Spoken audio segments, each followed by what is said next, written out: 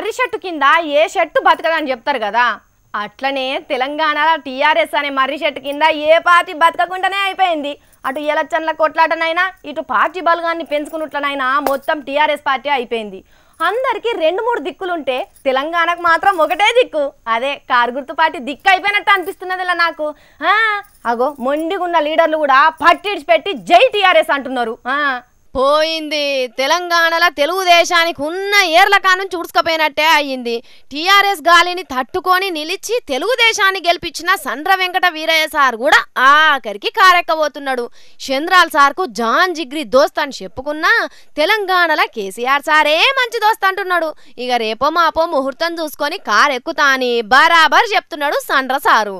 యావత్ తెలంగాణ సమాజం కేసీఆర్ గారి వెన్నంట నడుస్తున్న సందర్భంలో మనం కూడా ఈ అభివృద్ధిలో తెలంగాణ హితం కోసం పనిచేయాలని చెప్పి అందరి యొక్క అభిప్రాయాల మేరకు, సంప్రదించిన నాయకుల యొక్క అభిప్రాయాల మేరకు నేను కూడా టీఆర్ఎస్ పార్టీలో చేరాలని చెప్పి నిర్ణయం తీసుకోవడం జరిగింది.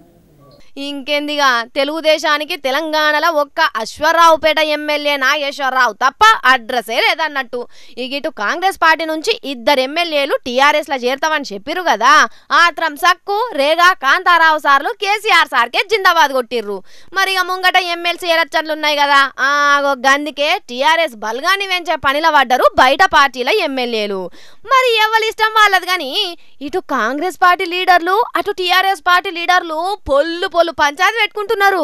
మరి మీ అధ్యక్షుడు రాహుల్ గాంధీ, మీ ప్రధాన కార్యదర్శి ప్రియాంక గాంధీ ఈ బీజేపీ ఎంపీని ఎంత కొన్నారో అది కూడా దయచేసి మీరు చెప్పండి.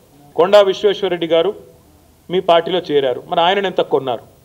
టీఆర్ఎస్ శాసన మండలి సభ్యులు యాదవరెడ్డి గారు, భూపతి రెడ్డి గారు మీ పార్టీలో చేరారు. కాంగ్రెస్ పార్టీలో టీఆర్ఎస్ బీఫామ్ మీద గెలిచిన వాళ్ళు మీ పార్టీలో చేరారు, మరి వారిని ఎంత కొన్నారు? తెలుగుదేశం పార్టీలో 2014లో గెలిచిన తర్వాత మీ పార్టీలో ఈరోజు మీ పార్టీలో ఒక బాధ్యుడిగా ఉన్న రేవంత్ రెడ్డి గారు చేరారు, మరి ఆయనను ఎంత కొన్నారు?